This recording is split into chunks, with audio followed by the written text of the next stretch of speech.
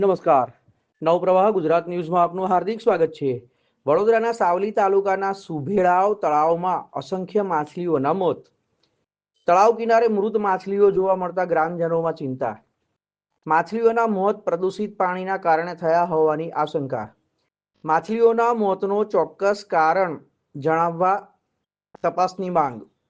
તળાવના પાણીના નમૂના લઈ વૈજ્ઞાનિક તપાસ કરાવવા માંગ. જવાબદાર વ્યક્તિઓ સામે કડક કાર્યવાહી કરવાની માંગ. ઘટનાને લઈને સ્થાનિકોમાં રોષ.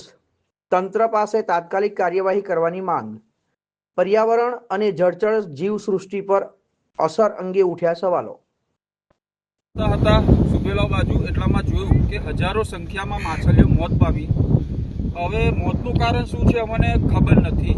એટલે અમારે તંત્રને એટલું કહેવું છે કે સુભેલાવ ગામના અંદર જ્યાં તળાવ છે એની માછલીઓ શાના કારણે મોત પામી છે તે આવીને જાંચ કરવી. આ તો સારું છે કે માછલીઓ છે, પણ કાલ ઉઠીને કોઈ છોકરા ઢોરો બકરો પાણી પીવે અને મરે તો એની જવાબદારી કોણ લેશે? એટલે અમારે તંત્રને એટલું જ કહેવું છે કે તમે આવીને આ તપાસ કરાવો કે આ શું છે.